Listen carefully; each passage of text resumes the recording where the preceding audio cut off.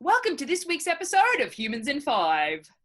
October is one of those months where many people, myself included, take advantage of that Halloween spirit to indulge in all manner of scary things. Obviously, one of the best things to do on these longer and longer fall nights is to hunker down and watch a horror movie. Now, there are all kinds of horror films out there. You've got your thriller movies, your gore fests, your sci-fi action movies, and those films that take social commentaries and spin stories to make you jump out of your seat. Horror films broadly try to make you feel fear, trepidation, uncertainty, and anticipation.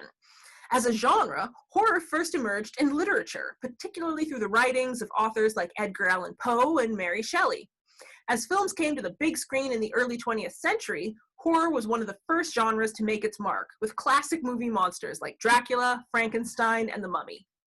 The genre has continued to evolve, and horror films are obviously not for everyone. But contemporary horror films like It, Get Out, Hereditary, and A Quiet Place continue to attract massive audiences and win over critics. So with movies that are designed to make us shout and scream and grip our blankies in fear, what keeps us coming back? Why do people keep gravitating towards horror films? This has actually become a fairly active area of research. We generally know that when people watch horror films, our heart rates go up, we sweat, and we feel emotions like fear, anxiety, and excitement. A recent study by a research team from the University of Turku in Finland tried to probe this further to see what horror movies were actually doing to our brains. The research team compiled a list of 100 horror films from the past 100 years and ranked them using IMDb and film critic reviews. Ultimately, they decided to focus on two movies, Insidious and The Conjuring 2, to see what watching these movies did to the brains of their audiences. They decided to break the types of fear people felt when watching these films down into two categories. Preparatory sustained awareness represented those tense scenes with a sense of dread, while acute fight or flight responses referred to those classic jump scares. Using MRI scanners to look at the activity in the brain, the research team found that people experiencing preparatory sustained awareness had more activity in the parts of the brain associated with visual and auditory perception.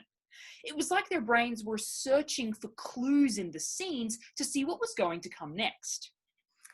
When experiencing acute fight or flight responses, their brains engaged in more emotional processing, threat evaluation, and decision-making, all of which can be involved in rapidly responding to threats in the environment. The research team found that most people find movie themes that were psychological in nature, and those where threats were largely unseen, to be among the scariest. But in terms of our brains, it seems the sustained tension and jump scares of horror films manipulate our brains into preparing for threats for our entertainment. A recent preprint article, which has not yet been peer-reviewed, has suggested that watching movies with scary and uncertain themes may help our brains to prepare ourselves for real-world scares by rehearsing what we think we might do in those situations. This might be why so many people started tuning in to scary movies like Contagion and horror films when the pandemic first set in. Whether or not you enjoy being a little uncomfortable in your movie experiences, we hope you don't get too frightened by your cinema this spooky season. Thanks for watching, and we'll see you next time on Humans in 5. And don't forget to subscribe!